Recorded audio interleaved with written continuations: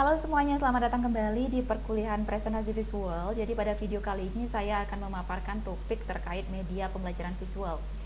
Pada video sebelumnya saya juga sudah pernah memaparkan terkait media pembelajaran, tetapi untuk video kali ini saya akan lebih lanjut menjelaskan terkait media pembelajaran visual. Jadi hal pertama yang akan saya jelaskan di sini, saya mengupas secara general kembali terkait apa sih definisi dari media visual, kemudian apa sih karakteristik dari media visual, kemudian yang selanjutnya di sini ada media visual itu dibagi menjadi media visual non proyeksi dan juga media visual proyeksi. Baik, dari yang pertama, media visual itu sebenarnya adalah jenis media yang digunakan hanya untuk mengandalkan indera penglihatan peserta didik. Dan di sini pengalaman belajar yang diterima peserta didik sangat tergantung pada kemampuan dari visualnya. Dan secara garis besar di sini karakteristik ataupun unsur-unsur yang terdapat pada media visual di sini adalah berupa yang pertama itu adalah garis, kemudian yang kedua itu adalah bentuk, selanjutnya itu ada warna, dan yang terakhir itu ada tekstur. Jadi di sini menggunakan prinsip yang pertama itu adalah kesederhanaan elemen. Kemudian yang selanjutnya itu adalah penekanan pusat perhatian, dan yang terakhir itu adalah keterpaduan elemen dan juga fungsi. Nah, jadi secara garis besar di sini media visual itu ada berupa media visual non proyeksi dan ada media visual proyeksi. Yang pertama, media visual proyeksi merupakan media yang biasanya sering kita gunakan dalam pembelajaran karena di sini penggunaannya itu sangat sederhana ya, dan di sini tidak memerlukan banyak perlengkapan dan yang relatif mahal. Di sini berupa objek-objek nyata atau real object, ataupun bisa kita sebut sebagai benda nyata, baik maupun benda-benda real yang ada di sekitaran kita, dan tidak berupa media grafis. Namun di sisi lain, media visual atau media proyeksi di sini lebih menggunakan teknologi informasi, dan di sini memungkinkan adanya media visual pembelajaran dapat ditampilkan dengan alat proyeksi berupa OHP atau kita biasa sebut sebagai proyektor, dan di sini berfungsi untuk menampilkan objek-objek tertentu, misalnya pada objek foto, objek video ataupun grafik dan lain-lain pada layar proyeksi, sehingga dapat mudah untuk dilihat ataupun diamati oleh seluruh peserta didik dalam satu kegiatan pembelajaran. Baik, yang selanjutnya saya akan menjelaskan terkait macam-macam media visual. Pada video sebelumnya juga saya sudah memaparkan secara singkat ya terkait apa saja sih macam-macam media visual di sini. Yang pertama itu kita mengenal adanya gambar atau foto. Gambar atau foto ini seringkali kita pakai baik dalam mendesain PowerPoint ataupun presentasi ya, untuk membuat presentasi itu lebih menarik. Jadi di sini suatu gambar yang berkaitan dengan materi pembelajaran di sini biasanya berfungsi untuk menyampaikan pesan ya dari pengajar kepada peserta didik, dan di sini dapat membantu tentunya peserta didik untuk mengungkapkan informasi yang terkandung dalam pembelajaran tersebut. Jadi di sini tujuannya saya jelaskan secara lebih rinci di sini. Yang pertama itu adalah untuk menambah dan meningkatkan perhatian dalam proses presentasi. Yang kedua itu adalah untuk mencegah verbalitas. Jadi kita cukup menggunakan foto atau gambar saja yang bisa dilihat secara langsung tanpa adanya suatu penyampaian secara verbal. Yang selanjutnya itu adalah untuk membantu menumbuhkan pikiran atau pengertian yang secara teratur ataupun sistematis. Kemudian di sini juga mengembangkan sikap eksploratif. Jadi kita bisa mengeksplor sendiri makna yang terkandung atau makna ataupun pesan yang ada dalam foto ataupun gambar yang disajikan. Kemudian di sini juga berorientasi pada lingkungan dan memberikan kemanfaatan dalam pengamatan. Di sini juga yang paling penting adalah untuk membangkitkan atau meningkatkan motivasi kegiatan belajar dari memberikan pengalaman yang menyeluruh. Oke, jadi berdasarkan fungsinya di sini, fungsi yang pertama adalah untuk mengembangkan kemampuan visual. Ya tentunya di sini meningkatkan kemampuan visual dari peserta presentasi ataupun yang mendengarkan presentasi ya dalam ruang lingkup pembelajaran. Kemudian untuk mengembangkan imajinasi, tentunya kita bisa berimajinasi dengan disuguhkan foto ataupun gambar pada slide visual. Selain itu juga untuk membantu meningkatkan kemampuan ya peserta di sini terhadap hal-hal yang abstrak ataupun peristiwa-peristiwa yang tidak mungkin dihadirkan di ruang kelas, tapi kita cukup hanya untuk mengambil gambar atau foto saja yang disajikan melalui proyektor. Dan di sini yang terakhir itu adalah untuk meningkatkan kreativitas tentunya. Kemudian di sini ada beberapa kajian teori terkait gambar ataupun foto. Di sini ada beberapa filsuf yang mendefinisikan pengertian media gambar. Jadi saya ambil beberapa saja di sini. Misalnya di sini menurut Sujana di sini 2007, di sini mendefinisikan media gambar itu sebagai media visual dalam bentuk grafis. Jadi media grafis itu didefinisikan sebagai media yang mengkomunikasikan fakta gagasan. Jadi di sini disajikan secara jelas kuat melalui suatu kombinasi ya, pengungkapan kata-kata dan juga gambar-gambar. Baik, yang selanjutnya itu gambar atau foto di sini memiliki beberapa kelebihan ataupun kelemahan sebenarnya. Dan di sini juga gambar atau foto itu juga harus memiliki karakteristik. Yang pertama syaratnya itu adalah harus autentik ya. Kemudian yang kedua itu harus disajikan secara sederhana. Selain itu ukuran gambarnya juga harus proporsional ya, agar enak dipandang mata. Selain itu juga harus memadukan adanya unsur keindahan ataupun kesesuaian. Dan gambar itu juga harus memiliki kesesuaian dengan isi pesan yang mau kita sampaikan, ataupun di situ mendukung slide visual yang akan kita sajikan. Namun ada beberapa kelemahan juga ya, tapi di sini saya akan membahas yang kelebihannya dulu ya. Kelebihannya tentu yang pertama itu bersifat konkret. Yang kedua itu mengatasi batas ruang dan waktu, kemudian mengatasi keterbatasan pengamatan. Yang selanjutnya itu memperjelas suatu masalah. Jika didukung dengan gambar, kita akan bisa memahami suatu topik itu dengan lebih cepat ya. Kemudian juga murah dan mudah didapat karena tinggal kita sajikan gambar saja tanpa adanya real object seperti itu. Namun dari segi kelemahannya ya, gambar itu tidak cukup besar digunakan untuk tujuan pengajaran dalam kelompok yang lebih besar ya, kecuali diproyeksikan melalui proyektor. Nah, seperti itu. Juga kekurangan yang lainnya misalnya gambar yang berdimensi 2 sehingga sukar untuk melukiskan bentuk objek 3 dimensi, ataupun gambar tidak dapat memperlihatkan objek yang bergerak karena ini hanya berupa gambar ataupun foto yang tentunya tidak ada gerakan di sini ya. Nah, selanjutnya saya akan menjelaskan yaitu yang kedua ya, macam-macam visual di sini ya, media visual di sini. Yang kedua itu adalah sketsa. Nah, sketsa itu adalah gambar sederhana ya, sama seperti gambar atau foto, tapi di sini lebih ke draft kasar ya, yang melukiskan bagian pokok tanpa detail. Di sketsa itu digunakan untuk menyampaikan materi, dapat menarik, tentunya dapat menarik perhatian yang mendengarkan juga, atau menarik perhatian dari peserta didik juga.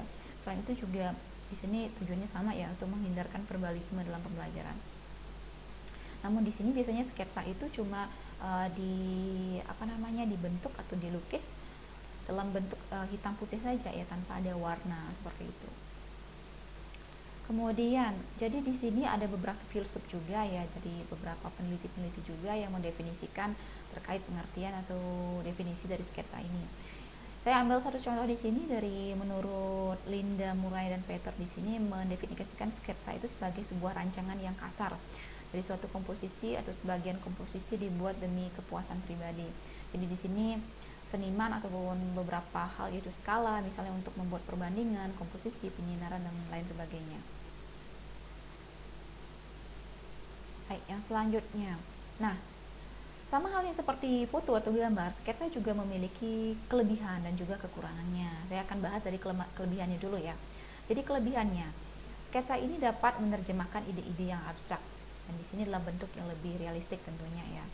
Dan juga menghemat waktu tenaga, menarik perhatian yang melihat sketsa tersebut ya, tentu harganya lebih relatif murah daripada jenis-jenis media pengajaran yang lainnya, kemudian dapat mengatasi keterbatasan ruang dan waktu. Namun di sini ada juga beberapa kelemahannya. Jadi pada umumnya sketsa itu hanya bentuknya itu 2 dimensi ya, dan sedangkan dimensi yang lainnya itu tidak jelas. Jadi sulit dipahami jika tingkat usia pendidiknya itu masih rendah.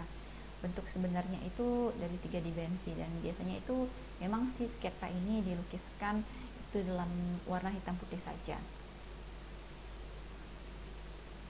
Nah, Media visual yang lainnya itu adalah diagram. Nah, biasanya diagram juga biasa kita gunakan ketika kita merancang slide visual ataupun dalam bentuk PowerPoint ataupun ya bentuk-bentuk media presentasi lainnya.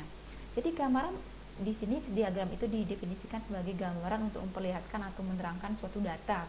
Nah, biasanya di sini data-data kuantitatif kita sajikan dalam bentuk diagram ya. Jadi diagram di sini adalah merupakan lambang-lambang tertentu yang dapat dipakai untuk menjelaskan sarana, misalnya prosedur atau kegiatan-kegiatan yang sudah biasa dilaksanakan dalam suatu sistem. Jadi yang pertama itu fungsinya dulu ya. Sebenarnya diagram ini berfungsi untuk mempermudah, tentunya untuk memperinci data kuantitatif yang berisi angka-angka. Dan untuk kelebihan dan kekurangan dari diagram ini pun ada ya. Kelebihannya itu adalah media ini bisa dilihat lebih rapi, lebih jelas, kemudian juga penyusunannya itu sesuai dengan pola dan juga memperjelas arti tentunya ya. Namun ada juga kekurangannya di sini, diagram bersifat simbolis dan abstrak sehingga sulit untuk dimengerti kadang-kala ya. Sulit untuk dimengerti, dan juga yang dapat membaca diagram adalah orang-orang yang punya latar belakang tentang apa yang didiagramkan. Seperti itu. Nah, di sini beberapa peneliti juga mendefinisikan terkait pengertian diagram ini ya. Misalnya di sini saya ambil satu contoh saja. Di sini menurut Singer, di sini Jackson dan Bird 2009 mendefinisikan diagram sebagai jadi di sini untuk menunjukkan peran dari berbagai pengguna dan bagaimana peran-peran menggunakan sistem. Di sini memang diagram adalah gambar atau grafik yang berisikan keterangan-keterangan misalnya mengenai hal-hal tertentu yang menunjukkan hubungan antara besaran-besaran di sini. Seperti itu. Baik, adapun macam-macam diagram ya yang perlu kalian ketahui ya. Yang pertama itu kalian pasti mengenal adanya diagram garis. Oke, diagram garis di sini untuk menyajikan data-data secara statistik tentunya menggunakan garis. Kemudian yang kedua itu ada diagram lingkaran. Nah, biasanya ini juga sering dipakai. Jadi diagram ini untuk menyajikan data statistik dengan gambar lingkaran. Kemudian ada juga diagram batang. Nah, ini juga umum untuk dipakai ya untuk menyajikan kuantitas ataupun bilangan yang digambarkan dalam bentuk persegi ataupun persegi panjang. Dan ada juga diagram batang daun ya, mungkin ini kurang familiar ya. Jadi ini diagram ini berfungsi sebagai contoh penyebaran data di mana data akan diurutkan terlebih dahulu dari yang terkecil ke yang terbesar. Oke. Yang selanjutnya itu ada diagram kotak garis. Nah, ini juga mungkin kurang familiar digunakan ya. Jadi diagram ini menyajikan data statistik yang akan dipakai untuk menampilkan diagram kotak garis, yakni statistik 5 serangkai yang tersusun dari data ekstrim atau data terkecil, misalnya Q1, Q2, dan Q3. Nah, yang selanjutnya media visual yang selanjutnya itu adalah bagan atau chart ya.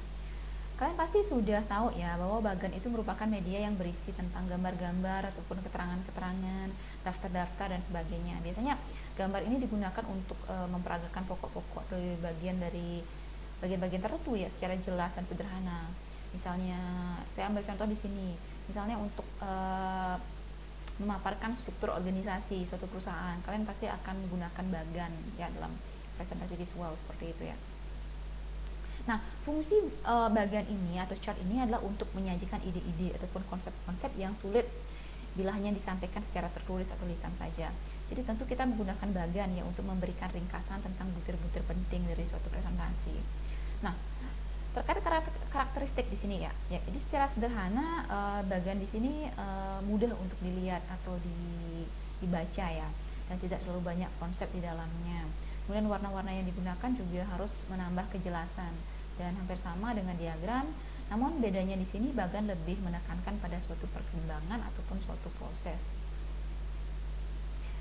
Ya, sama seperti media ya media visual yang lainnya. Beberapa macam media visual yang lainnya ada beberapa filsuf juga di sini yang menjelaskan mengenai definisi daripada bagian atau chart. Saya ambil satu contoh saja, misalnya menurut Rahadi di sini yang mendefinisikan media bagan ini adalah untuk menyajikan ide ataupun konsep yang sulit sehingga mudah untuk dicerna. Dan di sini biasanya mengkelompokkan ya atau orang ataupun pekerjaan dan tugas ataupun yang ditunjukkan secara terstruktur ya. Jadi di sini bagan ini sebagai sebuah mekanisme formal, seperti halnya ketika kita membuat organisasi sekolah ataupun struktur organisasi OSIS ataupun struktur organisasi dalam suatu institusi.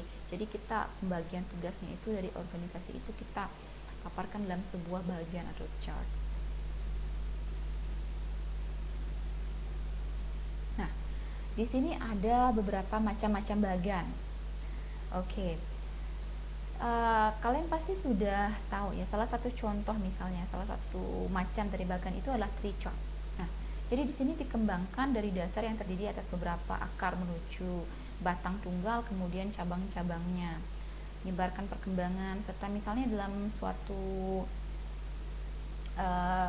bagan di sini saya ambil contoh misalnya internet marketing tree, nah seperti itu. Jadi bisa dipaparkan dalam tree chart. Ada juga bagan alir. Nah, di sini bagan alir ini berfungsi untuk menunjukkan bagaimana unsur penting yang dikombinasikan sehingga berbentuk satu produksi. Nah, biasanya bagan alir ini sering kita gunakan dalam suatu presentasi ya, dan saya juga sering memakai diagram alir ini untuk menggambarkan suatu struktur organisasi. Adapun kelebihan dan kelemahan dari bagan ini ya, kita diskusikan dulu ya, kita paparkan dulu dari kelebihannya ya. Jadi kelebihannya apa sih? Oke, kelebihannya itu adalah untuk memberi informasi secara simbolis, kemudian memperjelas dan mempermudah menangkap data yang kuantitatif rumit. Nah, selain itu dapat menggambarkan pertumbuhan ataupun perkembangan suatu peristiwa atau objek dari waktu ke waktu. Namun tentu juga ada kelemahannya ya. Apa sih kelemahannya? Jadi dalam membuat bagan atau chart memerlukan tentunya keterampilan khusus ya untuk merancang ataupun membuat bagan ini secara benar, menarik dan juga simple sehingga bisa lebih mudah untuk dimengerti oleh pembaca ataupun yang melihat bagan ini. Oke, media visual yang selanjutnya itu adalah grafik. Nah, grafik ini sebagai cara definisi merupakan penyaji data berangka yang menggambarkan hubungan penting dari suatu data. Jadi sebagai media yang memvisualisasikan data-data berbentuk angka juga ya.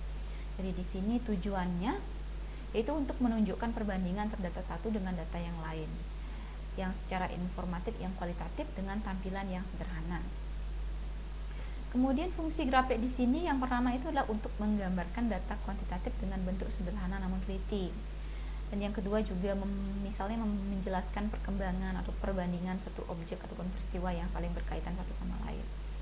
Namun secara karakteristik yang membedakan dengan media visual yang lainnya, di sini grafik itu ada judulnya ya, topik utama yang ingin diinformasikan.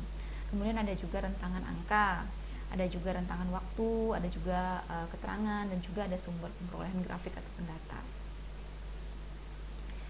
Kemudian beberapa filsuf di sini yang menjelaskan terkait definisi daripada grafik. Yang pertama itu misalnya saya ambil contoh dari Edwards itu di sini ya. Jadi grafik di sini definisikan sebagai suatu grafis yang menggunakan titik-titik ataupun garis untuk menyajikan informasi statistik yang saling berhubungan satu sama lain. Nah, terkait macam-macam grafik. Oke, di sini ada dua ya di sini ya. Ada grafik garis dan juga grafik batang. Misalnya saya ambil contoh di sini ya. Saya berikan di sini di slide saya itu contoh grafik garis ya. Jadi grafik garis ini banyak digunakan untuk menggambarkan suatu perkembangan ataupun perubahan dari waktu ya ke waktu ya, dan sebuah objek yang diteliti. Sedangkan dalam hal lain ya, di sini grafik batang dipakai untuk memperlihatkan perbedaan tingkat nilai dari beberapa aspek pada suatu data.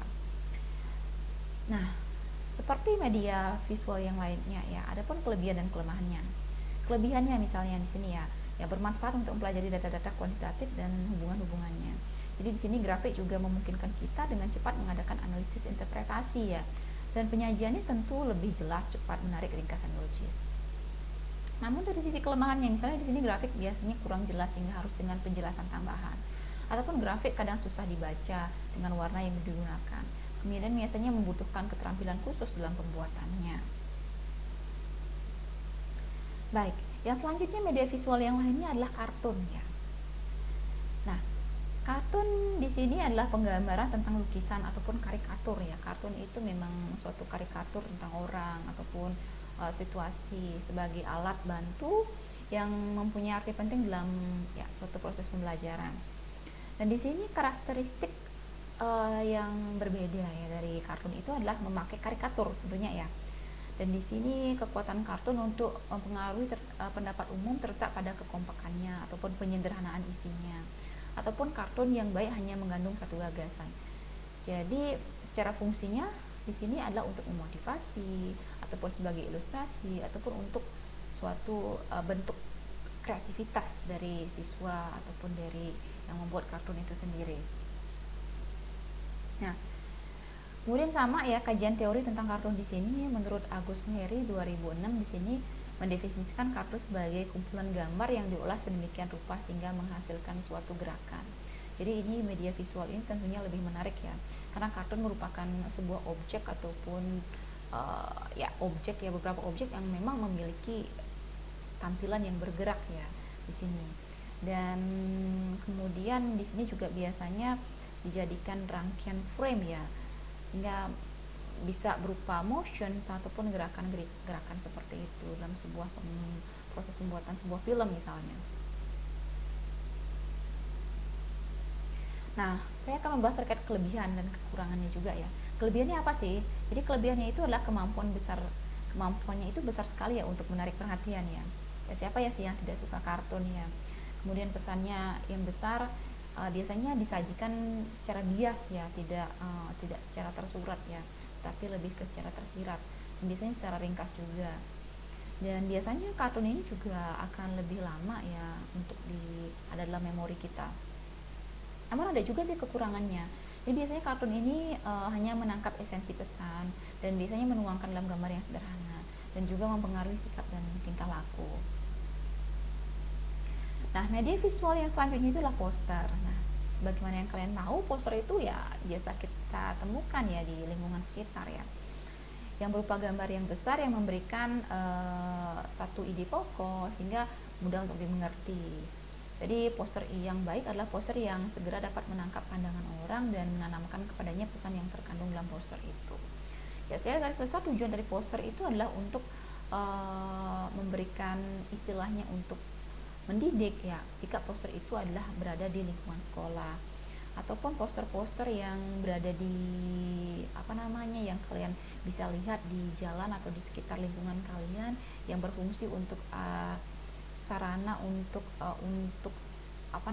itu sebagai sarana untuk promosi misalnya. Ada juga poster-poster seperti itu.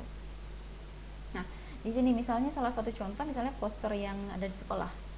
Di sini dapat digunakan untuk mengkampanyekan pesan-pesan edukatif. Nah, jadi siswa dapat belajar untuk memvisualisasikan suatu ide dengan gambar yang jelas dan kalimat yang pendek, sehingga melalui poster itu diharapkan daya kreasi siswa dapat meningkat. Kemudian kajian teori terkait poster di sini ya. Poster merupakan suatu gambar yang mengkombinasikan unsur-unsur visual seperti garis, gambar, dan kata-kata. Dan di sini juga adanya kombinasi yang kuat ya, rancangan yang kuat, kombinasi antara warna dan juga ada maksud tertentu yang disajikan dengan pesan yang lebih singkat dan mudah dimengerti. Namun di sini juga mudah untuk menarik perhatian orang seperti itu ya. Baik, adapun kelebihan dan juga kelemahan daripada poster itu. Jadi secara umum ya, kelebihannya itu dapat mempermudah dan mempercepat pemahaman dari orang yang melihat poster itu terkait pesan yang disajikan. Kemudian juga poster itu bisa dilengkapi dengan warna-warna sehingga lebih menarik perhatian siswa ataupun menarik orang yang melihatnya. Kemudian bentuknya pun sederhana dan tanpa memerlukan peralatan khusus ya. Kemudian dari segi kelemahannya ada juga sih di sini, yaitu membutuhkan keterampilan khusus ya untuk pembuatan poster itu sendiri juga. Nah, untuk karakteristik dari poster itu, yang pertama itu poster tidak boleh ramai ya. Jadi poster itu harus to the point, harus ya menarik, tetapi tidak boleh menggunakan ya unsur-unsur warna yang terlalu ramai di situ ya, sehingga tidak untuk menyingkirkan kesan yang kesan yang membingungkan ya di situ. Kemudian gambarnya juga harus besar, jelas dan menarik. Kemudian ada keserasian ilustrasi dengan subjek. Kemudian adanya kalimat yang terkandung pesan-pesan tertentu di dalamnya. Kalimat ini juga tidak boleh banyak, tidak boleh panjang. Singkat saja, mudah dimengerti dan jelas. Nah, selanjutnya ya, media selanjutnya itu adalah peta ataupun ya di sini ada juga ya globe di sini ya. Peta itu ataupun map ya berasal dari bahasa Yunani, yaitu mapa ya, yang bermakna taplak atau kain penutup. Jadi peta di sini adalah gambaran bagian ataupun keseluruhan permukaan bumi. Dan tujuan daripada itu adalah untuk menyimpan data-data dari permukaan bumi, menganalisis data spesial dari perhitungan volume tertentu, ataupun memberikan informasi dalam perencanaan tata kota, misalnya seperti itu. Tentu karakteristiknya itu adalah dia itu ekuivalen, kemudian juga ada karakteristik lainnya ya, penyajian datanya harus lengkap dan teliti, harus rapi, dan terdapat unsur-unsur peta di situ. Nah, jadi di sini juga terkait penjelasan definisi secara general di sini terkait dengan peta. Di peta merupakan penyajian grafis bentuk ruang atau hubungan keruangan antara berbagai perwujudan yang diwakilkan di sini. Dan di sini biasanya merupakan gambaran permukaan bumi dengan skala tertentu, dan di sini gambaran konvensional ini kenampakan muka bumi yang diperkecil, yang sudah diperkecil kenampakannya di sini. Baik, saya akan memaparkan ya secara singkat saja di sini terkait fungsinya, yaitu fungsinya untuk tentunya menunjukkan letak dan posisi suatu tempat permukaan bumi, kemudian juga menyajikan data dan informasi tertentu. Dan fungsi-fungsi lainnya itu adalah untuk menunjukkan sistem garis lintang ataupun garis bujur, memperagakan gerak rotasi bumi, dan fungsi-fungsi lainnya.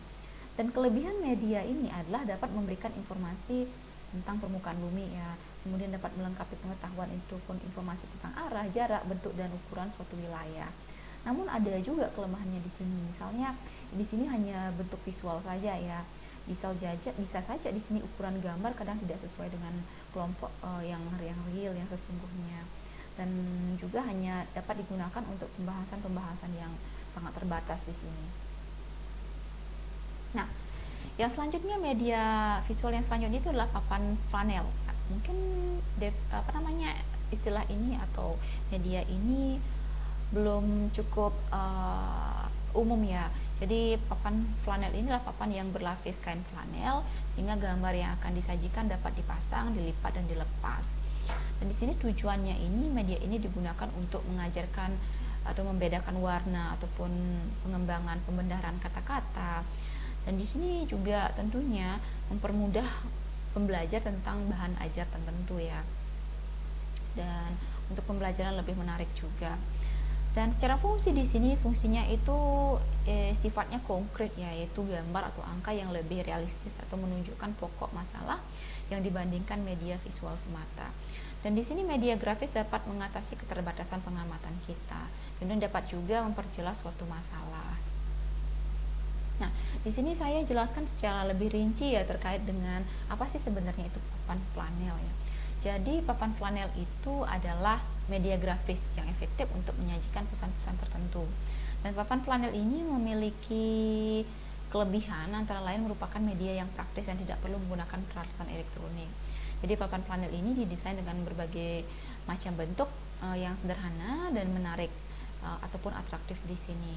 Jadi kegunaannya ini dapat dipakai untuk jenis pembelajaran apa saja dan dapat menerangkan perbandingan ataupun persamaan secara sistematis.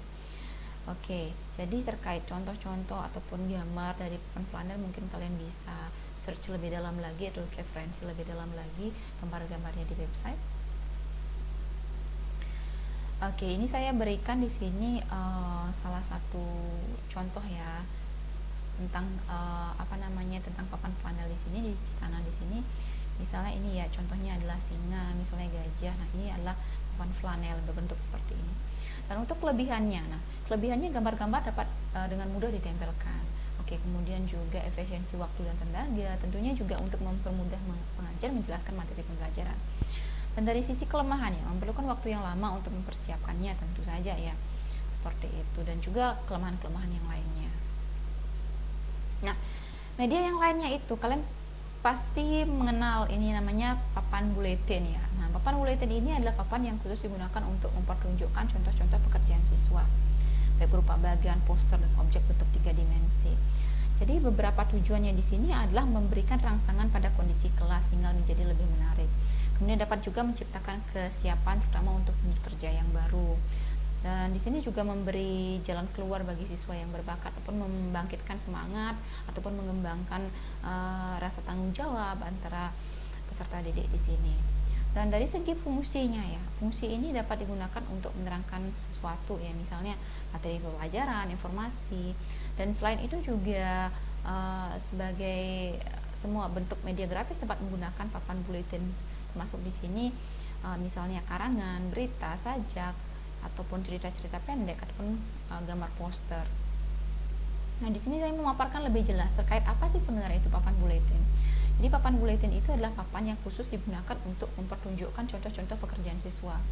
Jadi misalnya objek dalam bentuk 3 dimensi, jadi pada umumnya papan buletin ini berukuran 160 kali 80 cm.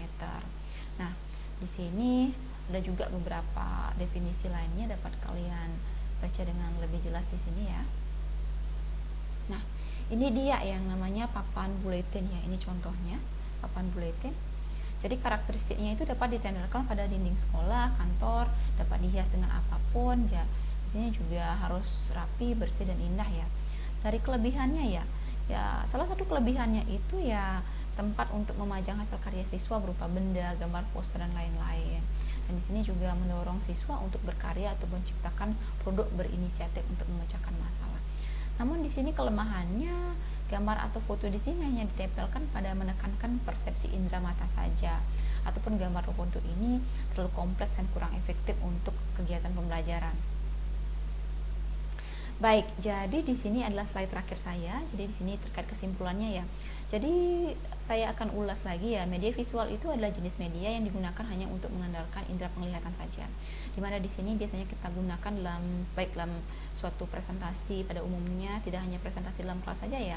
Di sini untuk meningkatkan atensi ataupun suatu materi yang kita bawakan agar lebih menarik atau lebih mudah untuk dimengerti atau mudah untuk diterima dengan mengandalkan peran visual di sini ya. Oke, kemudian media visual ini bisa dibagi secara garis besar, yaitu adalah media visual dan proyeksi yang sudah contoh-contohnya itu sudah saya jelaskan satu persatu tadi ya. Misalnya ada di sini the real object ya, the real object dan model ya di sini. Ada juga media visual proyeksi yang cuma kita bisa proyeksikan dengan alat bantu yaitu OHP di sini ya, atau proyektor. Jadi proyektor di sini berfungsi untuk menampilkan objek-objek itu ataupun ilustrasi itu pada layar proyeksi yang kita di situ memakai alat bantu misalnya berupa layar monitor ataupun komputer ataupun laptop. Oke, seperti itu. Baik, sekian ya presentasi saya terkait materi pada perkuliahan kali ini terkait macam-macam media pembelajaran visual ya. Jadi untuk PowerPoint-nya bisa di-download di e-learning. Terima kasih.